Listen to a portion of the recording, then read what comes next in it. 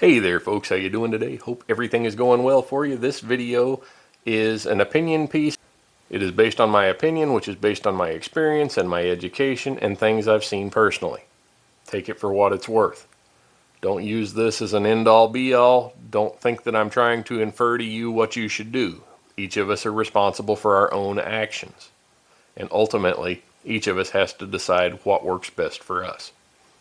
That being said, that while this could be a very broad category, I'm going to try to narrow it down to striker-fired handguns and whether or not it is safe to carry one with a round in the chamber. A caveat to this concept is, while the topic of a manual safety may come up during this, the focus of this segment is not whether or not a firearm should have a manual or a thumb safety. Over the videos that I've released in the past year or so, there's been quite a bit of comment as to whether or not a manual safety is necessary or warranted, or if a firearm that doesn't have one is safe to carry.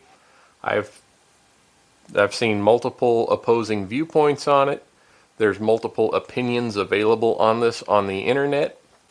I was recently told by an individual who claimed to have 60 plus years of experience that I was a bearded Neanderthal and a cowboy and that my opinions didn't matter. Here is an up close and personal look at my DNA registry. I am 99.97% European, but more importantly, 83.5% of my genetic makeup comes from Central and Western Europe, which includes the Neander Valley. So yes, for all intents and purposes, folks, I am a bearded Neanderthal. That being said, when you look at this, I'm probably the only person alive that beat Elizabeth Warren in this category. Moving right along.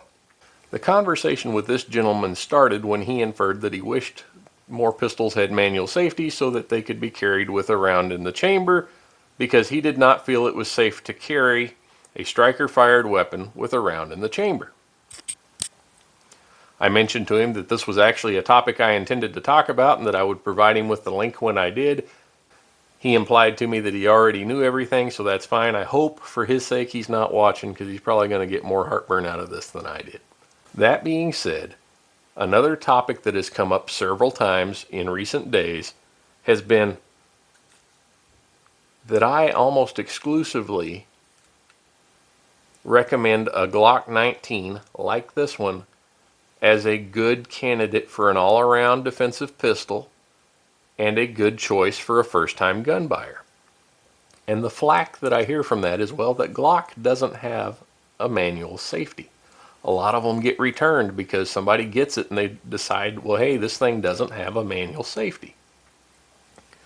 So that begs the question, is it safe to carry the Glock with a loaded chamber? Should you carry the Glock with a loaded chamber? Well, for starters, let's talk a little bit about how a Glock pistol works. Now, before we go any further, this is a safe and empty weapon. There's no ammunition on the table. I have triple checked all of these weapons. The Glock pistol is fired by a spring-loaded striker. When you cycle around into the chamber, the spring-loaded striker is partially cocked, but it is not fully cocked. In fact, if the striker was to fall from this position, it more than likely would not have enough energy on it to detonate the primer of the round in the chamber. Glock refers to this pistol as a safe action pistol, and it has three safeties inside it. It has a drop safety, it has a firing pin safety, and it has a trigger safety here in the middle of the blade, the little dingus that a lot of people don't like because it pinches their finger pad or whatever. So when you pull the trigger on the Glock, a couple of things are happening inside. One, there's a little bump, a little detent on the transfer bar that pushes up on a plunger, which prevents the firing pin from moving forward. But also the transfer bar grabs the tail hook on the striker, pulling it backwards and finalizing the cocking mechanism. That's part of the reason why the triggers on a Glock feel a little bit heavier and grittier than some striker-fired pistols. So hopefully you understood that, but I took it a step further. Here's a little animation of how that process works. And this was produced by a guy, I think his name is Mark Rittman or Matt Rittman or something. I don't want to mispronounce his name. I'll put it down here at the bottom when I do the final editing. But here's a little overlay that shows you how the process works. How a Glock works. As the trigger is pulled, the trigger bar pulls the firing pin back. The connector guides the trigger bar downward, releasing the firing pin and allowing it to strike the bullet primer. The expanding gases. Just understand that not all striker-fired pistols work exactly the same. For example, this Smith & Wesson M&P, when the slide is racked on this pistol, has about 98-99% tension on that striker already. It's merely the radius action of the sear pushing the striker back as it falls that gives it that last little tiny bit. However, this pistol also has a plunger style striker safety back here and is considered by many to be safe to carry with a round in the chamber. The Sig P365, which I do frequently carry as a concealed carry weapon with a round in the chamber, has a very similar mechanism to most other striker-fired pistols. One other thing that all three of these pistols have in common is none of them have an external thumb safety. So are they safe to carry with a round in the chamber? Okay, so again, working with a safe and empty weapon here, in order for the striker to fall on a pistol like this, the trigger has to be completely compressed. Now that could very easily happen if you tucked this pistol into your pocket and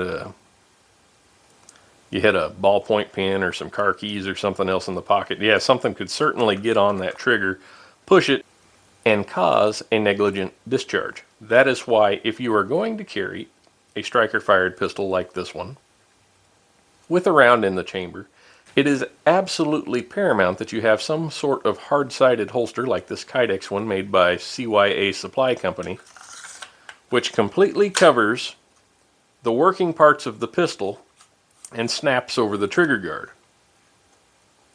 That way, if you look around here, you can see nothing can get in there and disturb that trigger when the pistol is in this holster. So moving right along and trying not to waste any more of your time than I already have, allow me to demonstrate something for you.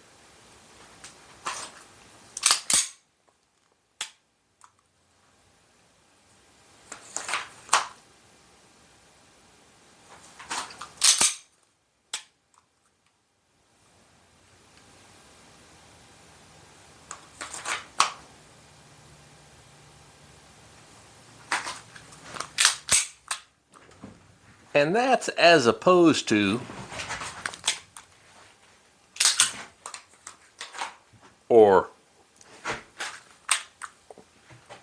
So I would like to summarize this portion by adding this.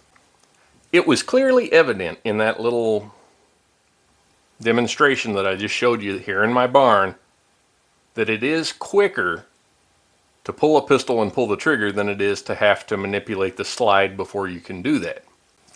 Understand, I realize there are countless variables that can come into place, and it may or may not ever be an issue. Just understand that in tense situations, in situations where you're being attacked or threatened, or something has your stimulus and your focus elevated to the max, your fine motor skills tend to go right out the window. So if during normal training sessions at the range you catch yourself fumbling with controls on a firearm during speed drills or tactical drills or whatever, just understand how much worse that will be in a real life situation if you are focused on a threat. That being said, there are plenty of situations where it might not be practical, feasible, or even legal to carry a weapon with a round in the chamber. Depending on where you live, depending on the type of weapon that you have to protect yourself with, or many other things, it may or may not come down to you not being able to do it.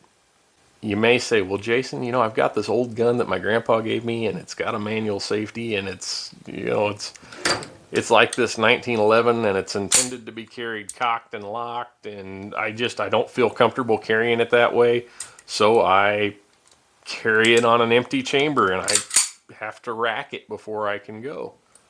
I understand there are a lot of folks that, for whatever reason, for their concealed carry purpose, they're carrying something that's not exactly modern and possibly even less than ideal for concealed carry, be it they live in a jurisdiction where they can no longer buy a handgun, or perhaps they live in a jurisdiction where they're not allowed to carry a pistol with a round in the chamber. I mean, there are any number of variables that could exist, and as I said before, I'm not advocating this as an end-all be-all.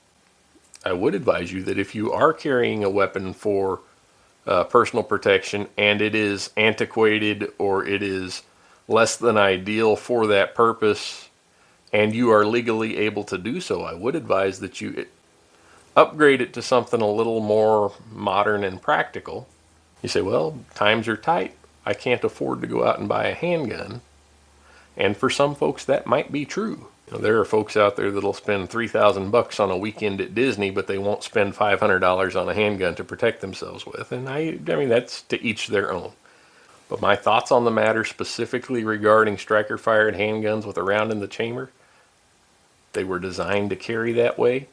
If you are carrying them in a proper holster that was designed for that weapon, I see no problem with it. I do think anybody doing it should be trained to do it.